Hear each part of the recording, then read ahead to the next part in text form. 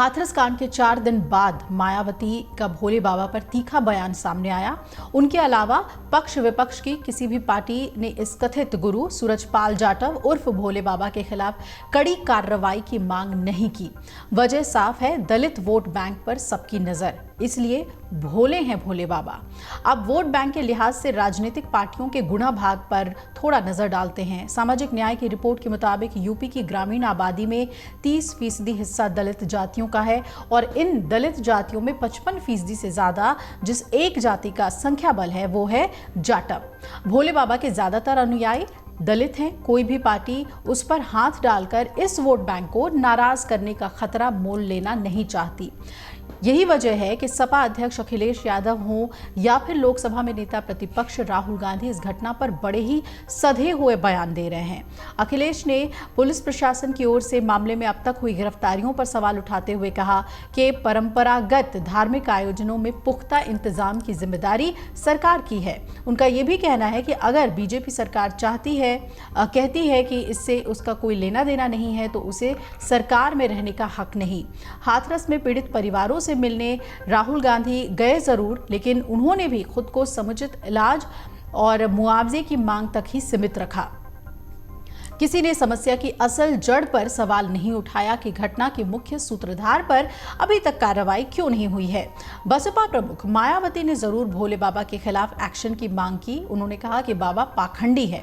अलबत्ता सरकार की सख्ती के बाद प्रशासन ने सेवेदारों पर जरूर शिकंजा कस दिया है। हालांकि भोले बाबा के खिलाफ तात्कालिक तौर पर कोई प्रत्यक्ष साक्ष्य न होने की वजह से बाबा के खिलाफ कार्रवाई अभी भी नहीं हो पाई है। राजनीति से जुड़े हुए लोग जैसे प्रोफेसर संजय गुप्ता बताते हैं कि भोले बाबा जाटव समेत कई दलित जातियों के लोगों के बीच मसीहा बनकर उभरा है और वो राजनीतिक पार्टियों से अपने अनुयायियों को लेकर सौदेबाजी करने की स्थिति में भी है।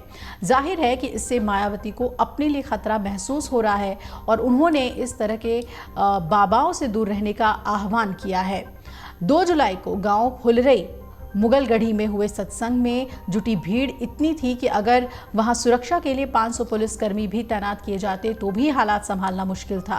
बाबा के सेवादारों को लग रहा था कि जिस तरह से वो पहले सत्संगों की व्यवस्था संभालते आए थे उसी तरह से ये भी संभाल लेंगे, लेकिन उनका ये आत्मविश्वास सैकड़ों लोगों की मौत का कारण बन गया।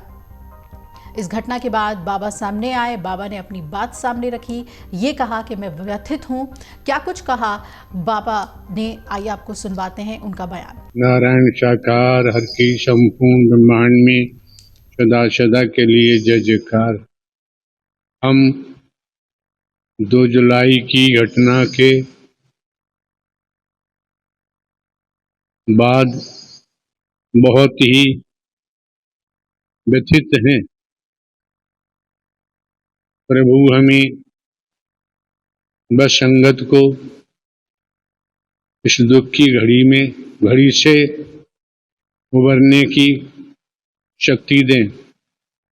सभी शासन एवं प्रशासन पर भरोसा बनाए रखें। हमें विश्वास है जो भी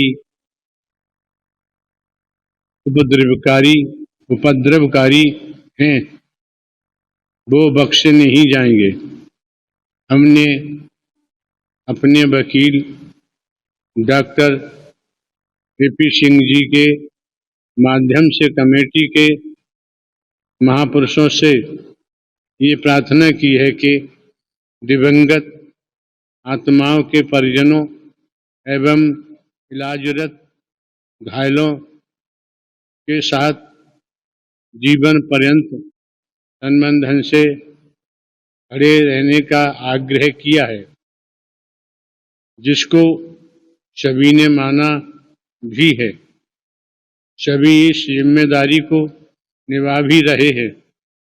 सभी महामंत्र का सहारा न छोड़ें। वर्तमान समय में वही माध्यम है सभी को सद्मति और सद्बुद्धि प्राप्त होने की इच्छा रखते हैं। नारायण साकार हर की संपूर्ण ब्रह्मांड में सदा सदा के लिए जय जयकार। अगर आप ये वीडियो YouTube पर देख रहे हैं तो हमारे चैनल को सब्सक्राइब करें और बेल आइकन को दबाना ना भूलें। अगर आप Facebook पर ये वीडियो देख रहे हैं तो हमारे पेज को लाइक करें।